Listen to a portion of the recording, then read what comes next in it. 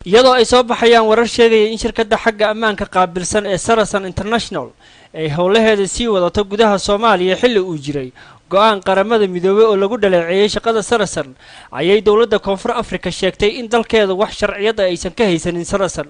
Talaali waa afayeenka guddiga qaranka ee kontaroolka hubka Koonfur Afrika.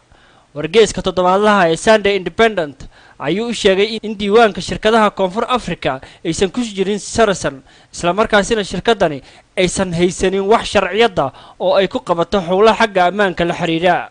Sarasan waxa madax u ah Lafras Lutig oo horey madax uga ahaan jiray kooxdii calooshood shaqaystayaasha ee Executive Outcomes ee Koonfur Afrika ka jiray xilligii midabta koorka. sanadkii hore ayay dawladda ku meel gaarka ee Soomaaliya laashay qandaraas shirkadaasi lala galay oo ahaa in ay tababarto ciidamada madaxtooyada kadib markii howlaha shirkadda lagu dhaleeceeyay warbixin uu soo saaray guddiga kormeerka cunaqabataynta hubka Soomaaliya ee qaramada midoobay.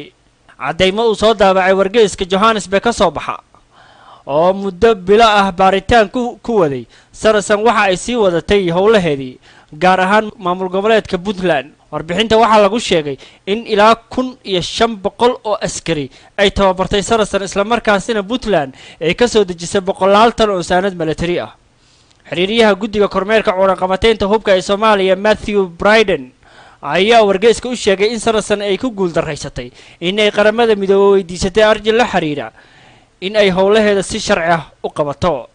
sawirro uu helay wargeyska ayuu sheegay in hub casri ah ay Sarasan geysay Puntland waxaana ka mid ah ilaa iyo 6 markab oo kuwa dagaalka ah iyo 4 dayuuradaha qumaatiga u kacay helicopterska. waxaana jirtay in xitaa maamul goboleedka Puntland uu takada boosaaso xiray muddo 10 maalmood si loo dejiyo saanad military oo ay Sarasan geysay. wararka soo baxaya waxa ay sheegayaan in warbixinta sanadkan ee guddiga kormeerka qaramada midoobay ee Soomaaliya lagu sheegi doono in howlaha Sarasan ee Puntland ay xadgudub ku yihiin cunaqabataynta hubka ee Soomaaliya saaran.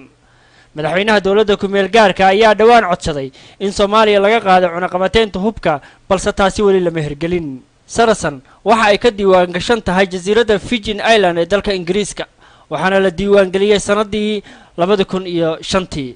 laan kale oo isla shirkadani ah ayaa laga diiwaan geliyay dalka Lubnaan sanadkii 2010 bishii Maarso. qadii diiwaan gelinta Lubnaan oo aanan warqada ku qalalin madaxa Sarasan Lafras Lutig waxa uu joogay magaalada Muqdisho si uu qandaraas ula saxiixdo madaxdii xilligaasi ee dawladda ku meel gaarka ah. qaybta Lubnaan waxa madax ka ah nin haysta dhalashada Ukraine oo asal ahaan ka soo jeeda Falastiin oo lagu magacaabo Jamaal Maxamed Balasi.